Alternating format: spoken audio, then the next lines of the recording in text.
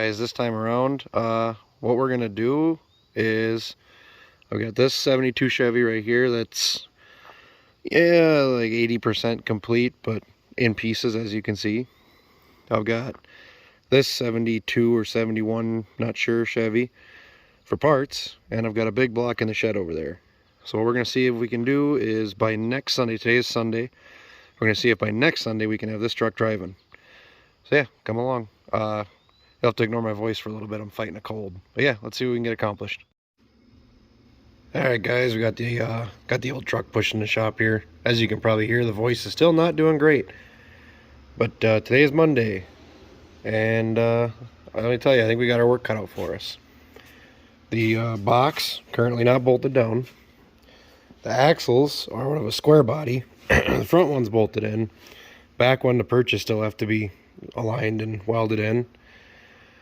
Then yeah, we got a whole box of stuff to sort through here. I don't even know what's all in here. I kind of bought the truck as a basket case. So I think that's gonna be tonight's project, is to empty the box and the cab out, see what we all got for parts, see if we're going to get any parts. And then for anybody that doesn't know anything about these trucks, the four-wheel drives never came with big blocks in them. And we're going to put a 454 in this one. Nothing special, just a RV big block, just to get her moving down the road.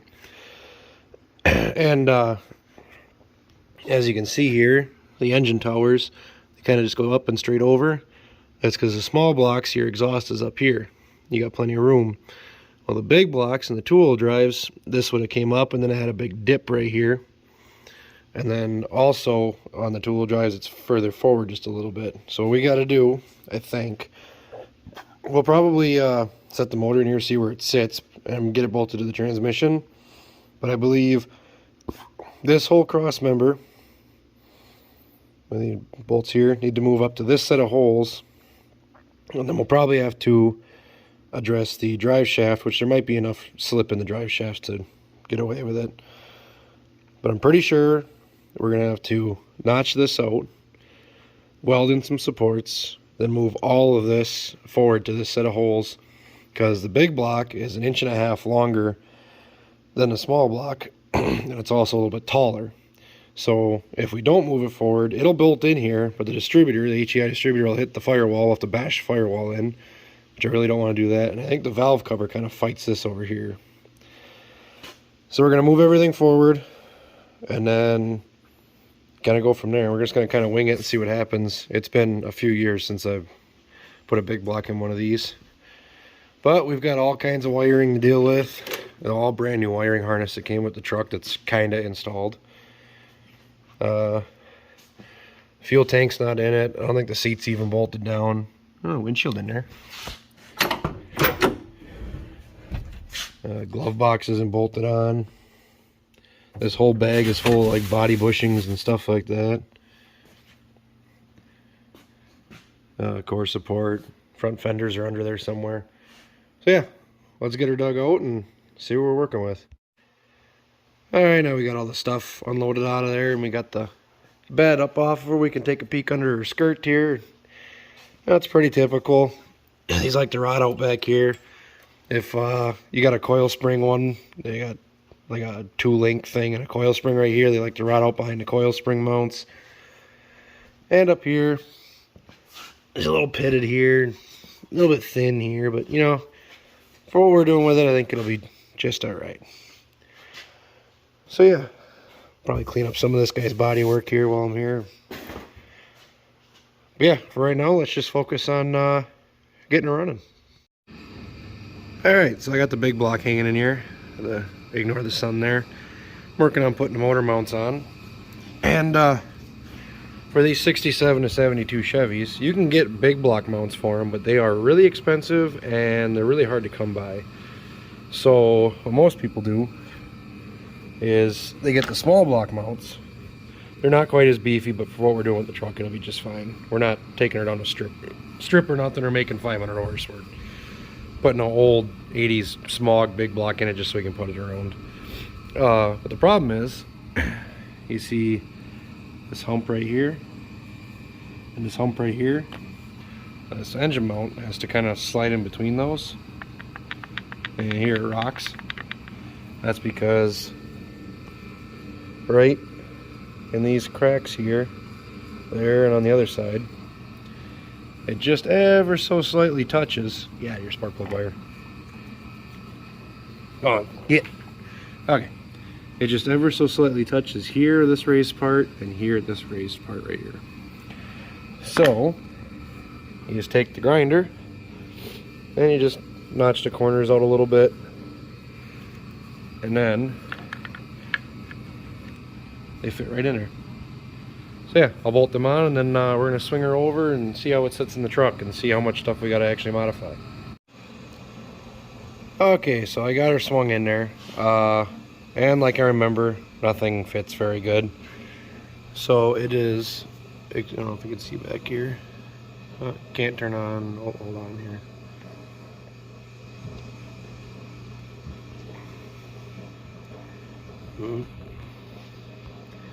There we go. It's just barely fitting in there. Just barely. Same thing over on that side. There's just enough room. I think I can get the cap back on. So rather than monkeying with moving the transmission forward for more clearance back there and then having to deal with drive shafts and all that happy stuff, what I think I'm gonna do, because the cross member hits the oil pan anyway, you can see right, oh, my battery's dying, I can't turn the flash on. Right here we're about halfway to where we need to be. So I think what I'm gonna do is just hack the cross member off right here, and same on the other side. Get these placed in. Oh, by the way, I took the bolts out for that. Slid the cross member forward so I could get the engine put in here. But I think I'm gonna hack that off on both sides and get it set where it needs to be. And then I'm gonna make another piece that bolts onto these same bolts that I can remove out of there. That'll come forward more. So it'll clear the oil pan, and also be able to unbolt it so I can move the engine forward.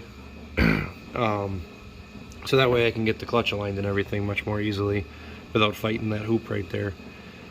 So yeah, I think that's going to be the plan. I think the next step is going to be to get this hacked off of here, get the motor setting down in there where it needs to be, and then we will tack up a piece for going across here.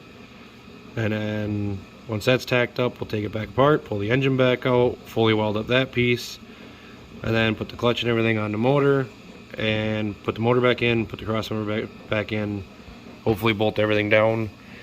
Then we can start putting all the stuff together to make it run. Also, before I said that I would have issues with exhaust clearance here, that is on the two-wheel drives. On the two-wheel drives, this mount comes up and humps over like this. On the four-wheel drives, it comes underneath here. So I don't think exhaust clearance is going to be an issue. So I got a couple different sets of headers we can try on here, and yeah, we'll see if we can make something work. So yeah, let's get to it. Alright, so I got it sitting in there underneath its own weight. Got this cross members cut out under there. We'll build a piece to fill that back in tomorrow probably. Excuse me. With a little bit of help from Mr. Mallet here, I got enough room for the distributor. Obviously, if this was like a point style distributor, an MSD, probably wouldn't have had to do that, but you know, low buck. Yeah, so tomorrow's project will be to tack up a cross member for that. Then the motor can come out. Then we can put the flywheel and the clutch on the back of the motor and the pilot bearing. Change the throw bearing in the transmission and slide her all back together, and hopefully put it together for like good. Yeah, here we go.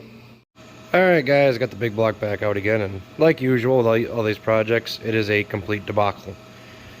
So these new engine mounts that I found in the truck, when I had the engine sitting in there, I tried putting the bolts in, would not thread in. So I just said screw it, whatever. It was sitting where I wanted it anyway, so I was able to poke up in there with the camera and see that the holes did line up good.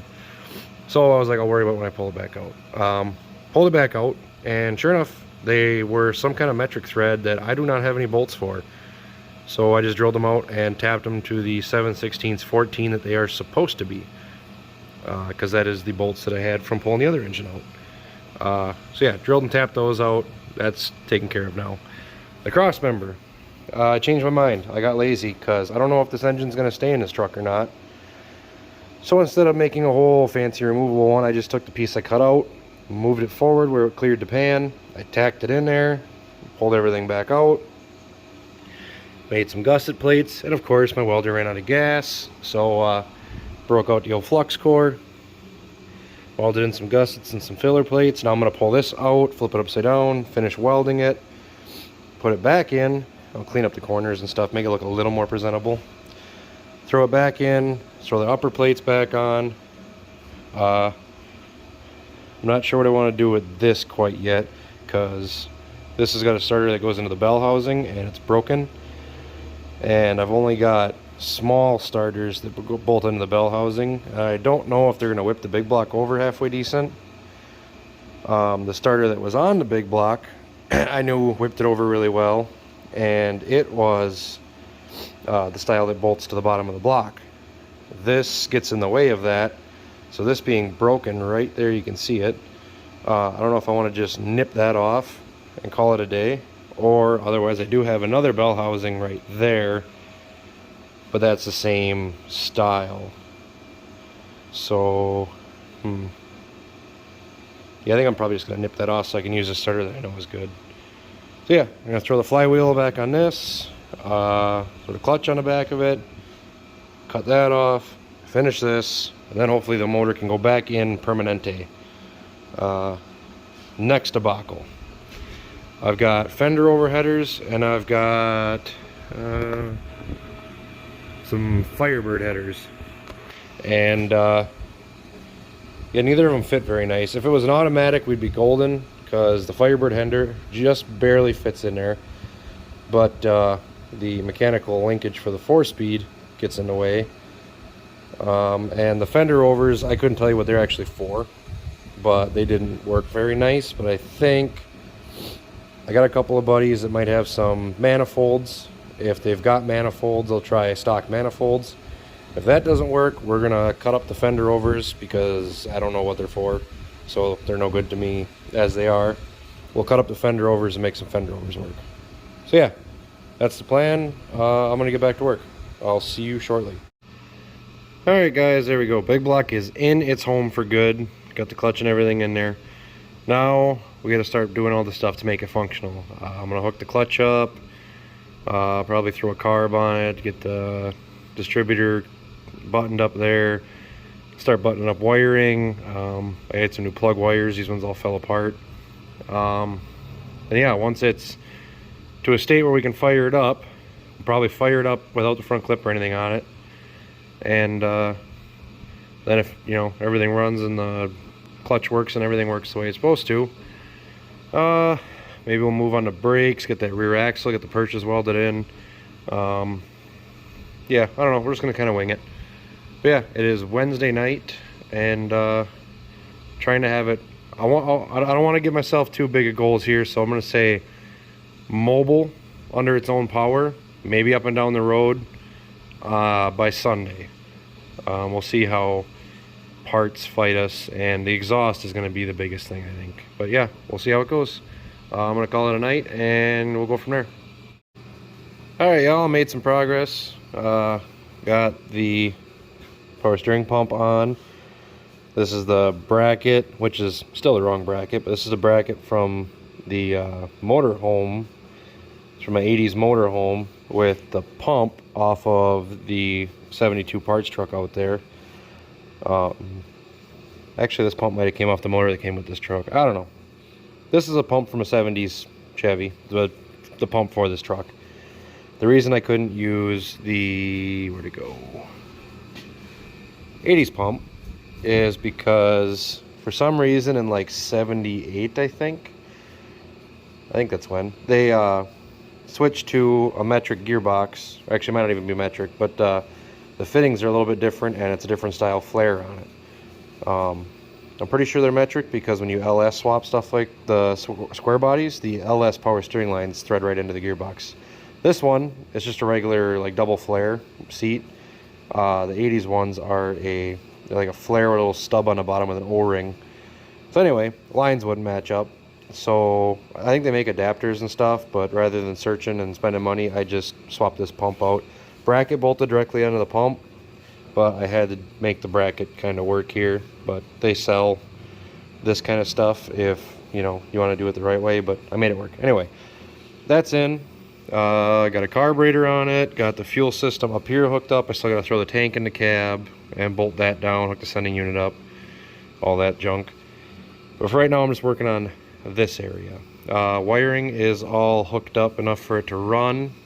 This is all for the headlights and shit. I think there's some like gauges in there too, but not worried about it. I got one of them little 3-pot, you know, race car, sweet high school kid gauge sets in there.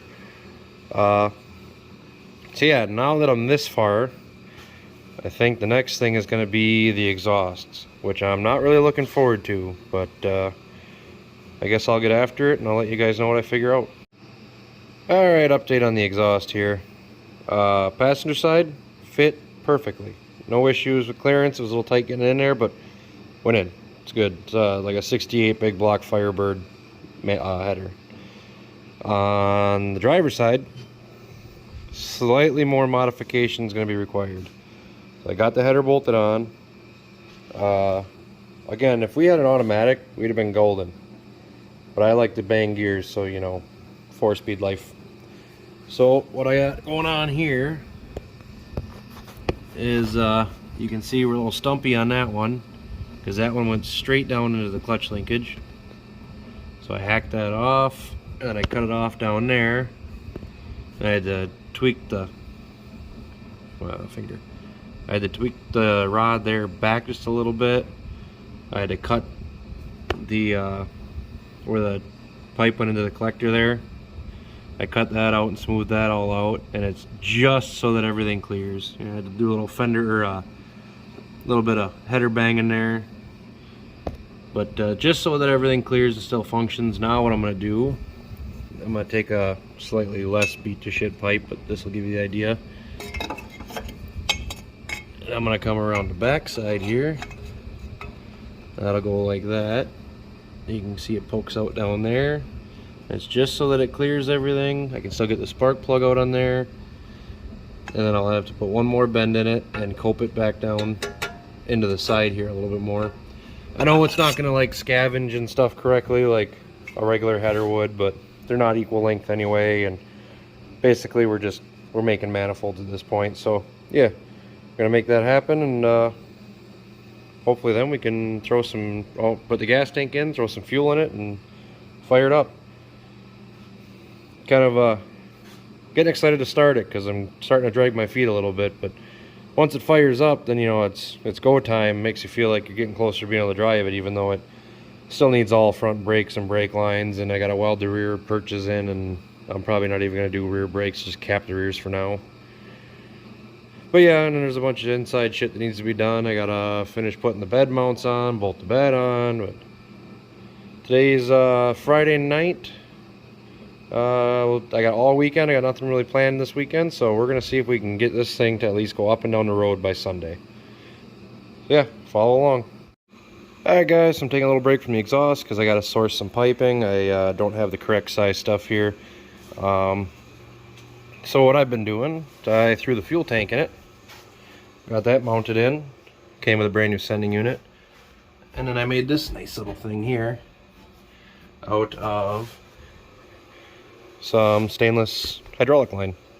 So yeah, you know, if you want to make, or if you find yourself making a bunch of brake and fuel lines, get yourself one of these. They're super cheap at Harbor Freight. Make pretty nice bends with them. So you just go slow and take your time. You can make some nice stuff. And then my rubber grommet was a little big, so I just sliced a piece of hose down the side, wrapped it around it, shoved it through the hole, and put a zip tie on it. Yeah, that is now the fuel system complete. So what I'm thinking now is I'll probably rig a battery up to it and make sure that my electrical is doing what it needs to do. And yeah, then I guess it's back on the exhaust again. I guess I could throw the front brakes together. But yeah, I guess I'll update you as I go. Alright guys, so I found some material. It's a little smaller than this, but it'll be fine. Got her tacked up on here, and now it enters over here. Got this block off on here. Now I'm going to throw it back on, make sure all the clutch linkage and everything still clears. Pull it back off one more time. Weld it all up, put it back on, and hopefully we are done with the headers. So yeah, I'm going to do all that, and then once this is buttoned up, I'll get back to you. Alright, everything worked out good on the test fit on the truck, so I got it clamped to my bench here.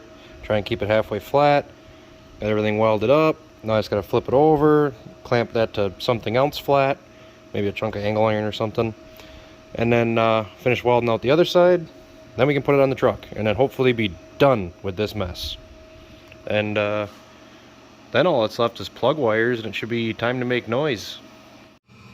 Alright guys, there you go. Headers are fully installed. Spark plug wires are on.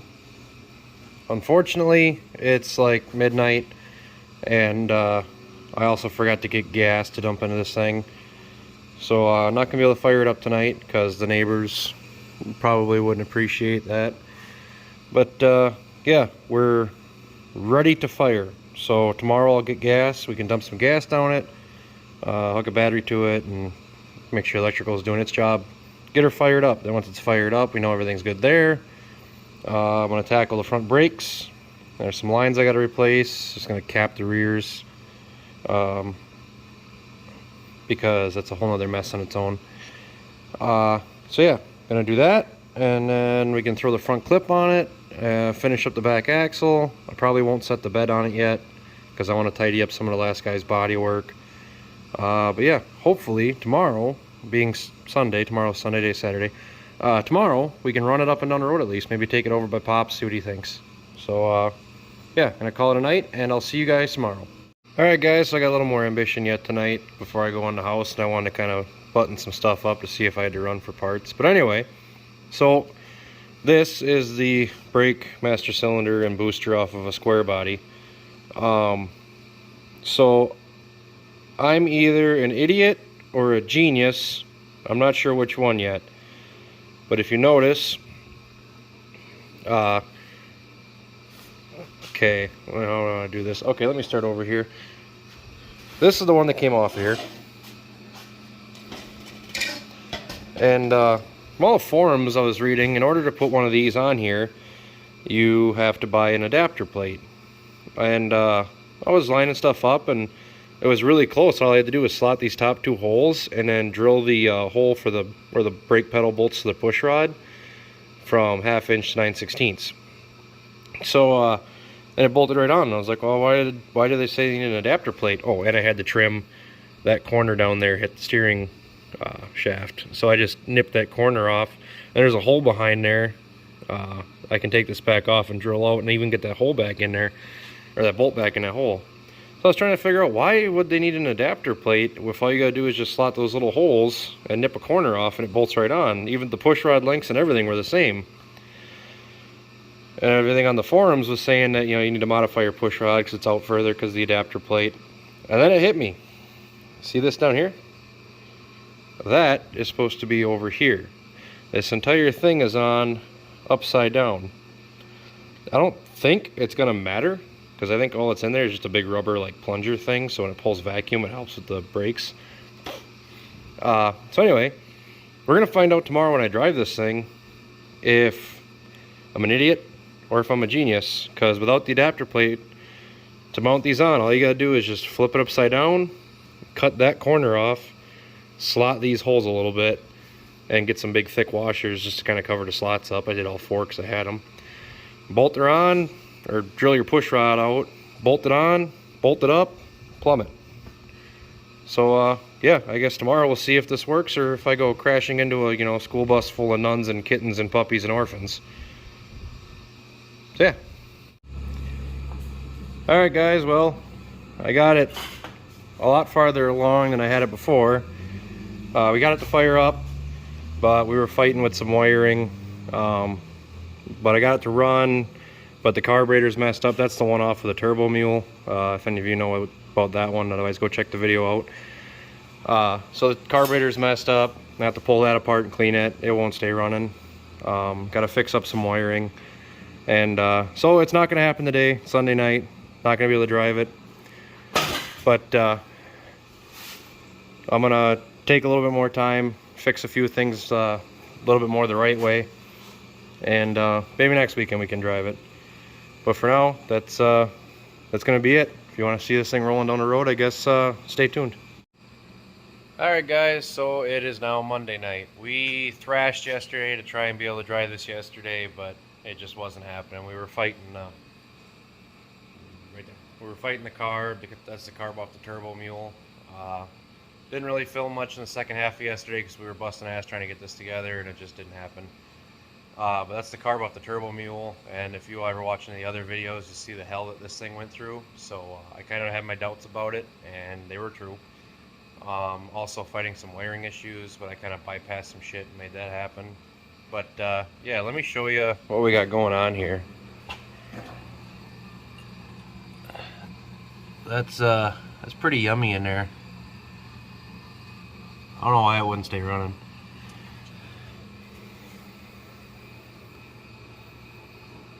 But yeah, almost like it got a little water in it or something.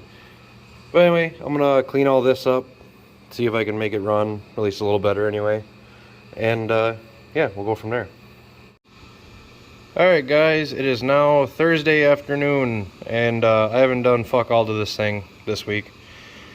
So, today after work, I took the Edelbrock off, threw the old Quadra junk on here. This carb was actually on this engine in the last truck I had it in, and it was running like a year ago, so it should run with no issues. I should have probably just done this to begin with, but you know, high school kid stuff. Gotta have the Edelbrock.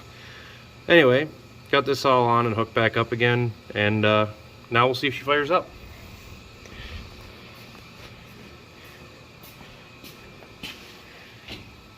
Earplug warning, this might be really loud.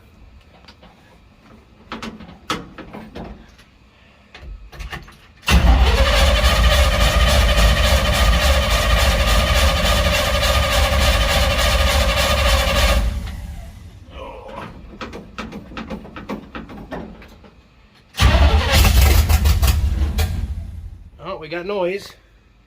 If I remember right, this thing was pretty cold-blooded.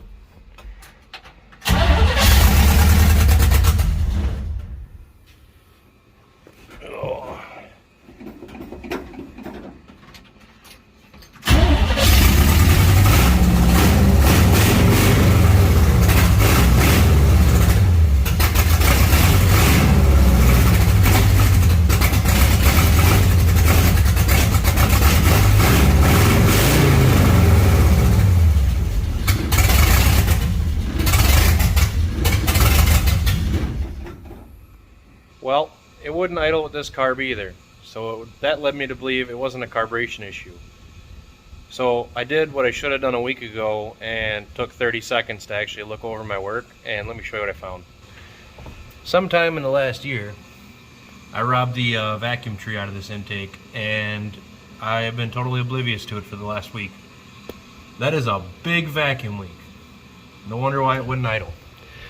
So I'm going to throw a plug in that, and I bet you this thing purrs like a kitten. And I bet you I could probably throw that back on it. But for right now, I'm not messing with it. I'm going to leave this on here just because I know this carb is good. Or good.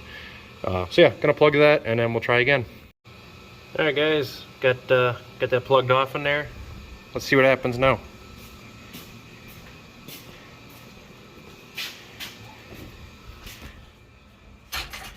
Not even going to touch the gas.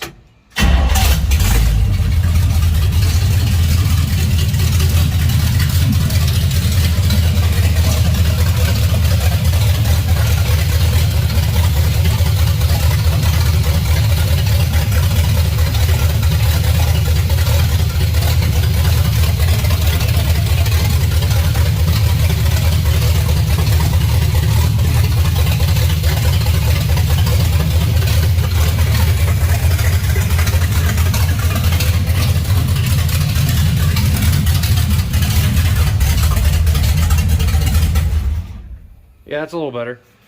Alright, I'm going to button up some of the wiring, and then I'm going to let it come up to temp and get the air out of the system, and Maybe I'll button up the shocks back here. There's mounts need to be welded on, and throw the box on it. Obviously, we're a little past my 1 week deadline, so I might as well finish some stuff up right. Maybe actually mount the radiator in with something other than zip ties. Alright guys, I got a little impatient, so we're going to go for a rip around the block.